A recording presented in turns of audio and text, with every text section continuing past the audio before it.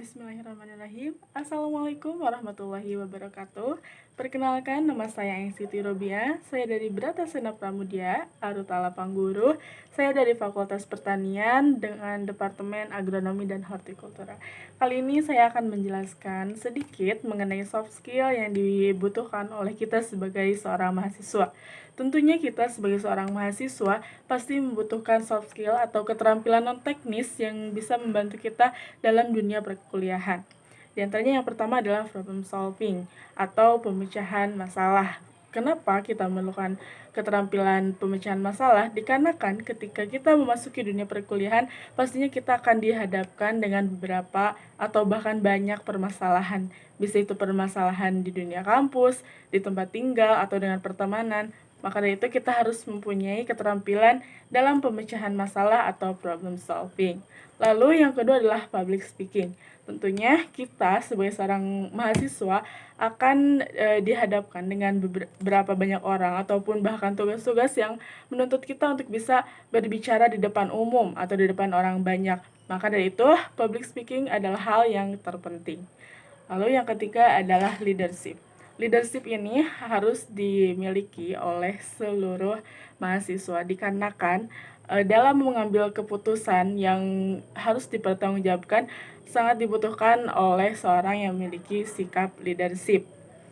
Lalu yang keempat adalah time management. Seperti yang kita ketahui bahwa seorang mahasiswa akan sangat banyak kegiatan ataupun sedikit sibuk, maka time management ini sangat dibutuhkan. Bagaimana cara dia mengatur skala prioritas, mengatur waktu, dan mengatur segala kegiatan yang ia jalani setiap harinya. Lalu yang kelima adalah critical thinking. Bagaimana cara kita berpikir dengan rasional dan sistematis supaya kita dapat merespon suatu masalah dengan benar. Adapun beberapa cara dalam mengembangkan kemampuan non-teknis kita atau mengembangkan soft skill. Yang pertama adalah ikut kegiatan sosial seperti volunteer atau relawan bencana.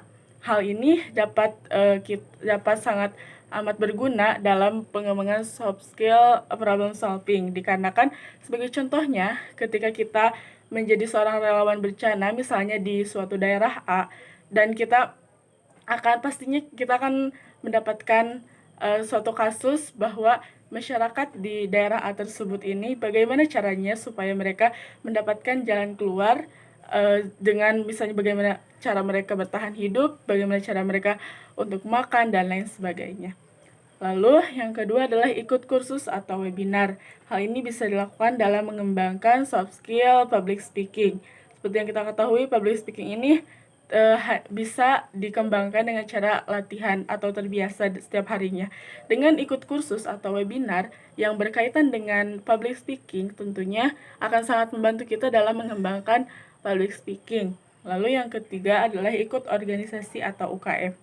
Salah satu cara dalam meningkatkan soft skill leadership kita adalah mengikuti organisasi dan UKM, karena di sana kita akan terbiasa untuk memimpin sesuatu atau bahkan berada di bawah pimpinan dengan beberapa manfaat seperti bagaimana cara kita mengatur waktu, bagaimana kita melihat sesuatu dari pandangan yang berbeda. Lalu yang keempat adalah jika memungkinkan mungkin bisa mengikuti part-time atau kerja paruh waktu. Kerja paruh waktu ini sangat berpengaruh pada time management, karena di sana kita akan ditempa pada dua pilihan gitu, antara kuliah dan bekerja misalnya. Di sanalah time management kita diuji. Seberapa bisa kita mengatur waktu, seberapa kita bisa mengatur skala prioritas. Lalu yang terakhir adalah ikut kejuaraan. Mungkin bagi sebagian mahasiswa, ikut kejuaraan atau olimpiade ini seringkali diremehkan karena mereka lebih milih untuk mengikuti kepanitiaan atau organisasi saja. Tapi padahal ikut kejuaraan ini dapat mengembangkan soft skill kita dalam hal critical thinking. Nah, critical thinking ini akan bisa berkembang ketika kita bisa mengevaluasi bagaimana cara kerja kita di sebelum-sebelumnya.